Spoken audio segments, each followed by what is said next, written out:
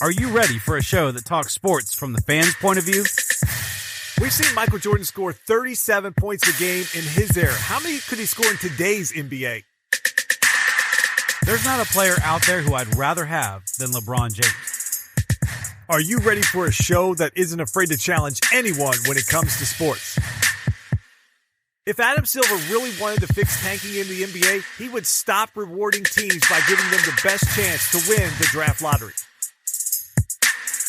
I mean, how many times will Roger Goodell drop the ball on handling domestic violence in the NFL? Look, athletes have every right to talk politics, but if the fans stop tuning in, that's their right. Then you're ready for Talk Back, a podcast where two fans debate the media narrative and discuss the world of sports as we see it. Welcome to the show.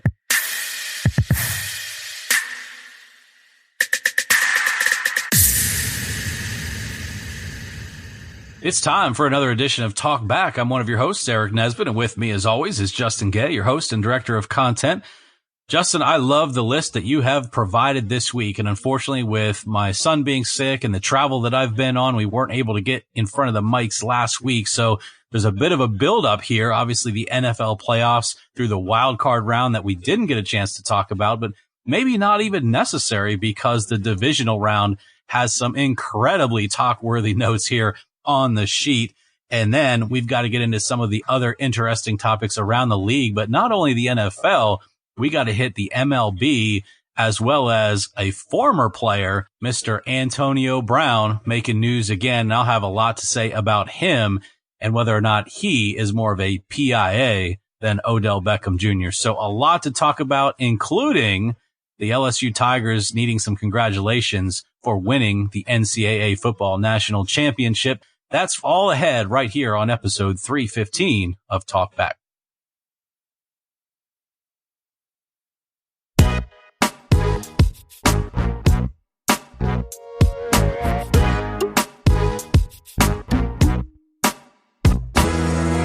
We are back. It is episode 315 as Eric hit there at the top of the show. Eric, you are back from some travel into a place that's probably not very happy. We'll get to hit that city here a little bit later, but let's start with the AFC because once again, Eric, the Baltimore Ravens find themselves out of the NFL playoffs much earlier than many fans thought they would be. And at the hands of the Tennessee Titans, this was probably the most shocking game of the weekend just from the results and the fact that Eric, it never really felt like Baltimore was ever in this game. They're upset at home. They were the number one seed. They were the betting favorite. What the heck went wrong in Baltimore on Saturday night in the divisional round here? Have to agree. I think this is the most surprising of all four of the matchups this past weekend. The Ravens, to me, panicked. When they got down early, they absolutely panicked. Because even after they were down 7-0, and one of the things I like to watch during the games is that ESPN win probability graph that just goes up and down. I think that's kind of fun to watch. And they were still a 65% favorite to win, even being down 7-0. Of course, they were at home, so you would think that they had the edge. But the Titans seemed to be the team that had more of a game plan in place. Ryan Tannehill, although he played well, and he has played well down the stretch for this team, they clearly had a game plan that was Derrick Henry focused.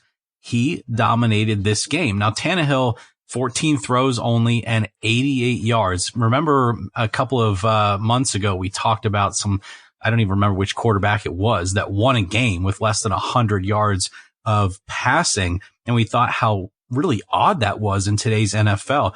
Here we are in the divisional round of the playoffs, and the Tennessee Titans are winning a game against the Baltimore Ravens with a quarterback that throws 14 times for 88 yards. Meanwhile, Derrick Henry, 202 yards of total offense, and most of that on the ground as just an absolute beast out of the backfield. So, Justin, to me, this was all about game plan, and it was evident rather early. You had a team in the Titans that already had 2 touchdowns to holding the Ravens to 2 field goals there at halftime. And what was interesting, and we'll talk about that ESPN win probability thing again too, because you're talking about a 50-50 type of ball game there, really when they started the second quarter. And then it moved to about 62% for the Titans when it was 14-0. But they never looked back at that point. And to me, that was the most impressive part of this because, like I said, their game plan was clearly in place that although the game was not over at that point by any stretch, I mean, 14-6 in the NFL, that doesn't seem like a big deal to most teams. But the Ravens made no adjustments at halftime. Nothing changed. And so to me, Justin, as the third quarter rolled on, and I think you'll talk about this too, is that you knew it was going to be all Derrick Henry in the second half.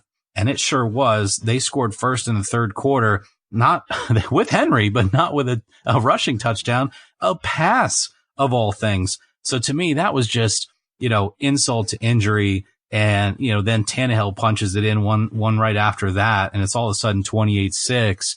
I just was so amazed with how the Titans game planned for this. And if you look at that point that I'm making there with the game plan and the Ravens getting down early and then the Titans controlling it with what Derrick Henry can do, are you feeling like Lamar Jackson can do a lot of things, but that this team just is not built to be throwing the ball as much as they had to in this game?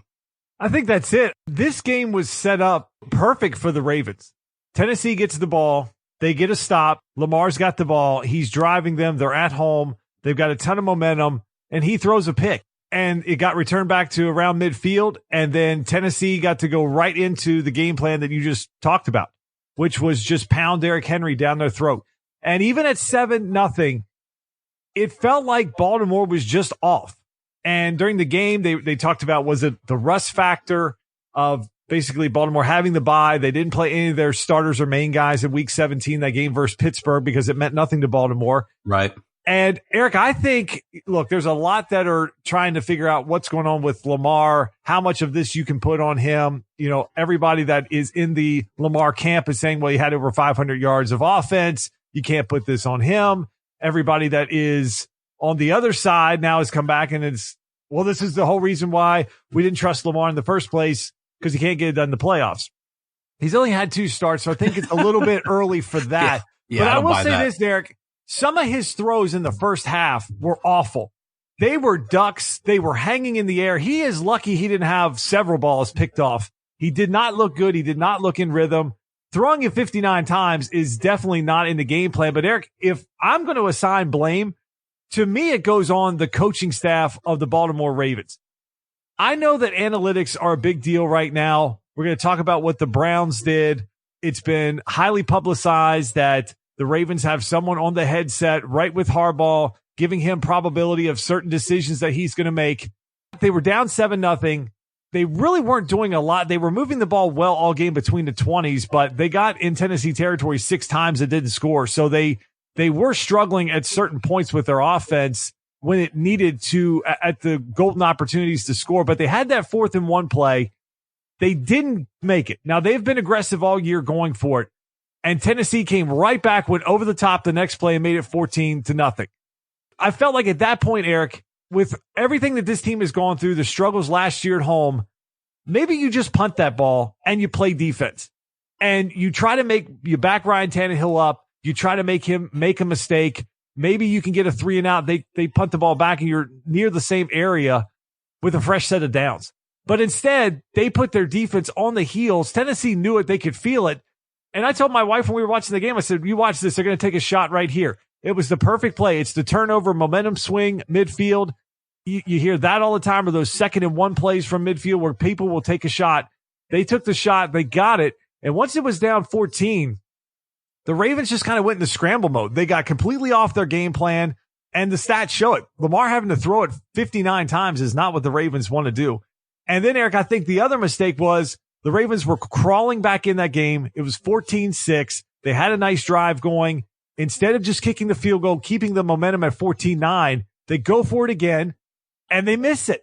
I know that analytics will say, to your point, the win probability, and that this is going to matter if you get it.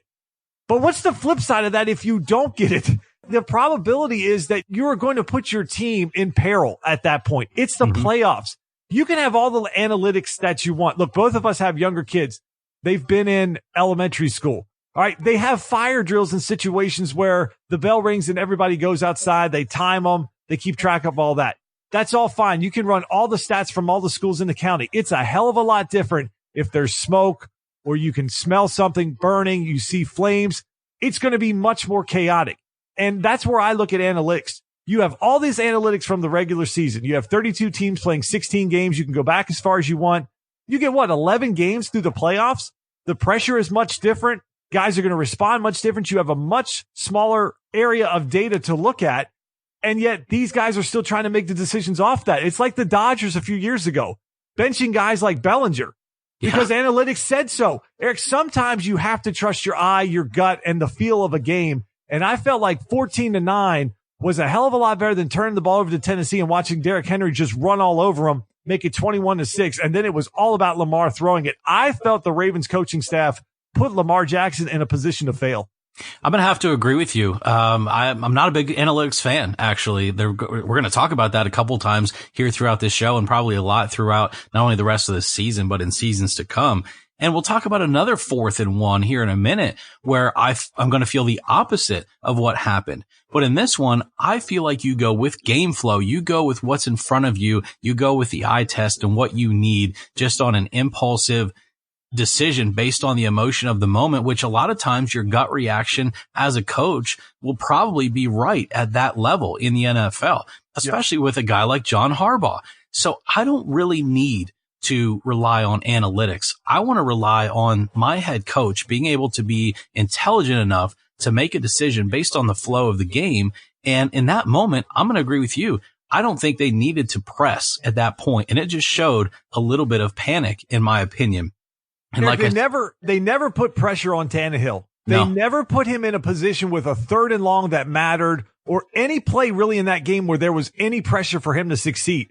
And that was their problem because Tennessee was always ahead on the scoreboard, really ahead on the chains, and they dominated them and they could never get the stops that they needed. And I felt like you kick the field goal, you make it 14-9. It's a 5-point game. You tighten it up versus it's 14-6. You're still up a score and a 2-point conversion needed just to tie you. Tennessee could do what they came into that game that you highlighted, pound Derrick Henry. And the further that game went on, the less the Ravens looked like they wanted anything to do with tackling Derrick Henry. Well, and they're at home. So to your point, you go 14-9, you still have the home crowd. Yeah, and you keep them in the game. Exactly. You have to use that, and you didn't use it to your advantage. Justin, to prove your point, if you look at when the Ravens scored early in the 4th quarter, I think there was still nearly 12 minutes to go in the 4th quarter when they, when they scored and got their 12th point. But that didn't change the ESPN win probability at all. It didn't even drop below 98% for the Titans, even after the Ravens scored and were within 2 scores with essentially 12 minutes to go in the game. And that's because when you want to talk about analytics, even the ESPN win probability is going, you know what? Everything we've seen through 3 quarters tells us that the Titans still have a 98% chance to win, even though the Ravens just scored. And for our listeners who don't follow that neat little ESPN win probability graph, typically what you will see is a spike in one direction when one team scores in the NFL. You'll have your win probability change by 10, 15, 20 percentage points at that time. Well, it didn't change at all when the Baltimore Ravens scored early in the 4th quarter. And so what that says to me is that ESPN and the analytics people were looking at the game and saying, we don't really care that there's 12 minutes to go. The Ravens have a 2% chance to win this game because of the way that they're playing and because the Titans just have a better game plan, and they believed that it would happen, and it did. Derrick Henry finished the game off, took care of them, and the Titans are going to the AFC Championship game, which, well, they're going to play a Chiefs team, Justin. What did you think about that Texans and Chiefs game? I mean, holy crap. Yeah, coming off of what I saw Saturday night, and you're sitting there going, wow, maybe there is something to these AFC teams with the bye week, because Kansas City, they were dropping passes, special teams mistakes. And it's like, how Houston is the team that got behind 16-0 to Buffalo, and now they're up 24-0. And then it was like in a flash of lightning, a blink of an eye, Kansas City's leading at halftime. Yeah. And at that point, it was, I mean, even, and when you talk about that, even like live betting that game, even down 24